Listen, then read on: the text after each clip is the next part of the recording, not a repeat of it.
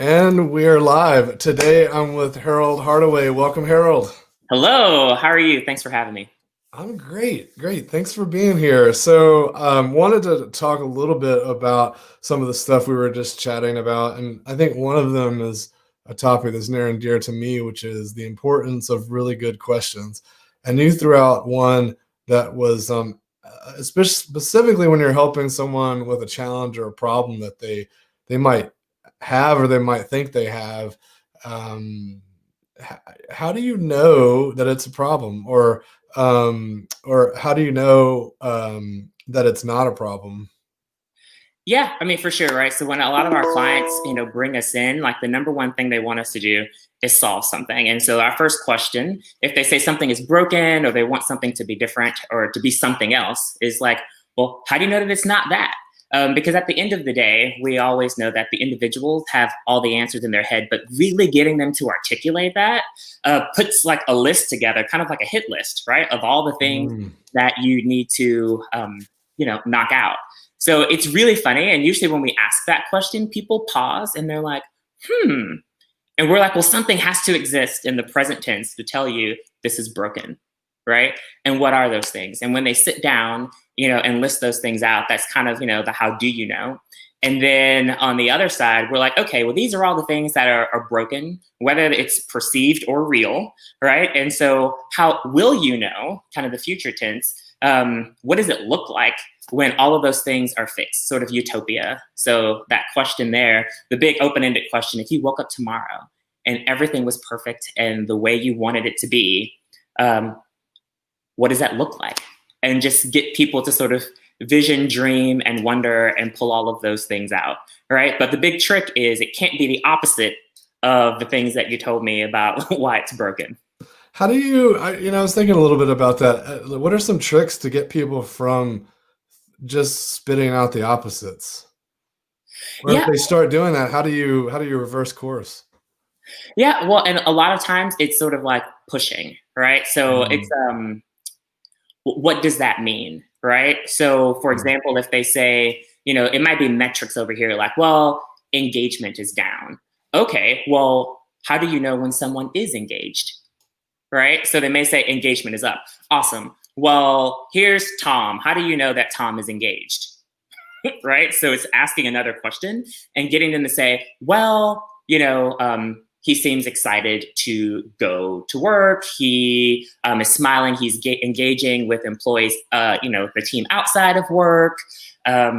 Whatever those things might be to them, and on any of those, you can say, well, then how do you know that? And you just kind of like keep going until you get mm. specific behaviors and things that are sort of driving that thought in the background, and then we can kind of help weed them out and guide them. But it's really pushing people to articulate something that might seem a little vague or less concrete. Yeah, and when it is vague or not, or even there's use of metaphor, I think there's opportunity to then tease it apart more. Like, what do you mean by that? Yeah, exactly. And also, like, even if they say like engagement and they sort of talk about like happiness or other things, well, are there other things that mean engagement, right? What are some other Mm, ways that you could look or measure that? And it doesn't just nice. have to be engagement, but just to continue with the example, right? Yeah. What does the team look like? What does the organization look like? You know, how are you different? How is the environment different? Mm, Is another thing, So we're like, if you walk me through your day, what are you doing? mm, What are you seeing happening? And then just sort of like take notes. And sometimes people will really go there with you, sometimes not, but it depends. So we usually have about two or three. It depends on the group that we're going after, but we try to have yeah. two or three different ways to ask the same question. I really like this notion of asking them to kind of tell a story or relive it or kind of put themselves in it. And I think that in itself is a fantastic way to frame questions because it puts people into the mind palace, right? It helps them remember rather than saying, "What is your onboarding process?" Say, "The last time you onboarded a new employee, what happened?" Hmm. Right? Because now they're reliving the story versus trying to tell me about a process. it's the same question, but I think it primes them, it frames them in a way that they are more likely to give us better stuff, more details. Yes. And, a lot of times if people do talk about a negative experience, I will push on them and say, okay, well, tell me how this could have gone to have been a positive experience for you. Yeah. Or tell me a time when it worked well, because I Yeah. guarantee you they didn't all fail. So I'm going to use your question on you because you mentioned that questions were so important, and good questions. Having really good questions and listening, and so I wanted to know, how do you know if it's not a good question? It is not a good question when I am talking a lot. Nice. I mean, if it's a good question, it's open ended enough, and it sort of pulled the string, if you will, kind of like for the toys back in the day. For people who remember those, you pull the string, and then they just start going, and I just sit there and listen, right? Mhm. And I'm thinking, okay, I've asked a good question, and it has got them talking, and they're excited about it or have passion around whatever it is. And then at that point, I'm sort of listening for consistency and like, where is this space in here where I want to push and dig a little bit deeper? But if I'm getting short answers, and sometimes personality differences with people, sometimes it's just not a great question, but how can I either connect or find the area where that person is willing to go there with me? Yeah. I think whenever I get the short answers, I feel like, some people are so matter of fact and direct, and um but then it's almost like anybody loves patterns and loves differences, or being able to compare things. And so if you were to say, well, how does that differ from why? Like, it's very hard to answer that through a very you can maybe be terse, but man, you can't do that with one word, because you had to start giving some nuance and explaining what is different or what is similar. So I think those are fun questions. They really are. And even on like the branding side, when we're talking to folks, we have one question where we're like, give me 3 adjectives. If the company was a person, right? Standard kind of stuff. Give me Mhm. 3 adjectives for them if they were a person. Now on the other side, if someone seems like they're kind of willing to go there, we're like, think of a celebrity. Like if the company was a person, which celebrity would it be? There's a Mhm. lot of people who pick a celebrity and then they'll go on like, on this TV show, this person did this, or it's like a fictional character, and it really gives a lot of richness to it. But just kind of depending on where folks are, we can still get the answer we're looking for. So Sure, yeah. Um, so I want to talk a little bit. You proposed this really interesting model around stop it, explain it, do it, park it. So what's just starting with the stop it, what's the importance of that? And I guess, why start there? yeah, and this is really kind of our change management model, right? So the first question we kind of talked about, how do you know something is true, is in present tense. And so the first thing, once we have that exhaustive list, we're like, what in here, is hurting from a perception or a real standpoint, and can we stop it? So a lot of Mhm. times when people are thinking about change, they want to add and they want to do more stuff, right, to show that the change is happening. But at the end of the day, you could just stop doing the things that are hurting, right? It gives you Mhm. more time, and it will seem like progress to any sort of group that you're trying to influence.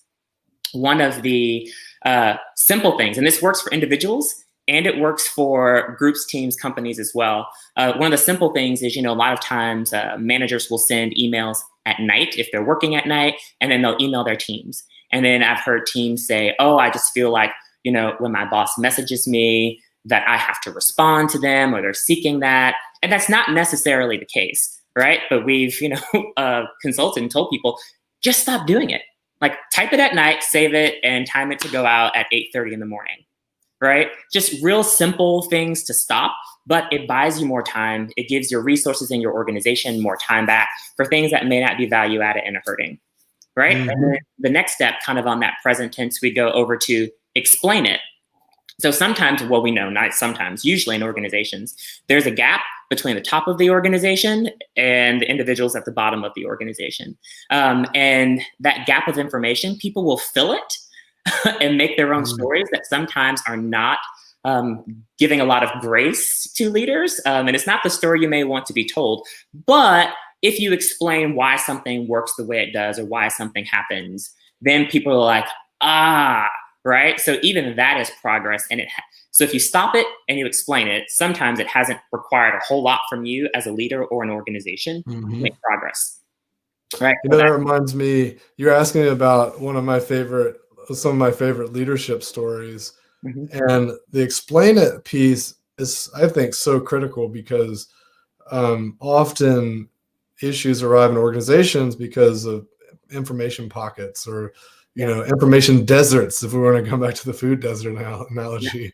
And so one of my favorite leadership stories was the CEO who I was always amazed because I would hear him tell the same story in the executive meeting, in the all hands meeting, at the water cooler, when bumping into investors at the bar, or I'd hear him tell the story like 6, 7, 8, 9, 10 times, and it would be identical. He didn't change it or tweak it. He didn't give you more details to the executives than he did to like the people on the front lines.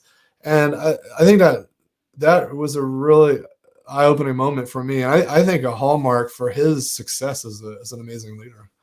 Yeah, well, communications, number one, isn't one size fits all. And a lot of times you have to communicate in so many different ways and say the same thing 1,000 times before people hear it. But open and honest two-way communication is one of the drivers of engagement for organizations, and also transparency. And, I think that's a wonderful story, right? It was the same story, because a lot of times people don't think they're getting the same story. It tells you a lot about that leader, and obviously you remembered it, right? So it's kind of one of those things that a lot of times what we love about leaders, we tend to try to emulate and bring into our own leadership styles as well. Absolutely.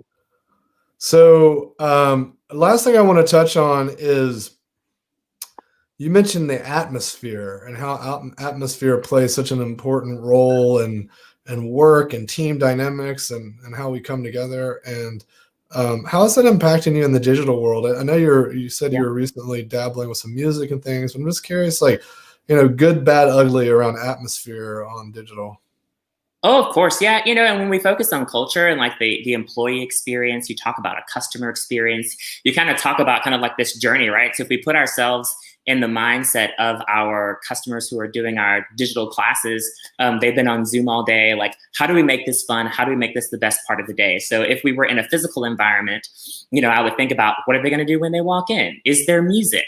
All these other things and activities. So sort of translating that over to Zoom meetings, so we always try to have like a top 40 song playing, have jokes and conversation towards the beginning before we really get started, and give people breaks, typically more breaks, to think about what that experience looks like, and really being planful on our end, whether we're going to do breakouts, groups, where's the music, what are the activities, timing, who's responsible for different groups, because I feel like just like we've had to increase our communication from managers to employees and touch points with everyone in this new space, when you move classes to be digital, we have to have more facilitators, to kind of hop in and really guide individuals, but really create an atmosphere to where they know we're there for them. This is fun, to create some psychological safety, but also hopefully make it the most fun part of someone's day. So we've tried a few different things. We've got a new platform that we're looking at trying to see, how that works. But it has been an interesting journey. But honestly, the biggest compliment we've ever received was in our taste in music. So and that went a long way for us over at Cardigan. So nice. Well. Yeah. Congrats on all the progress and for just staying positive through these trying times. So I think that brings us to our end today. So thanks for chatting, and until next time. Yeah, it's great to see you again. Yeah, for sure.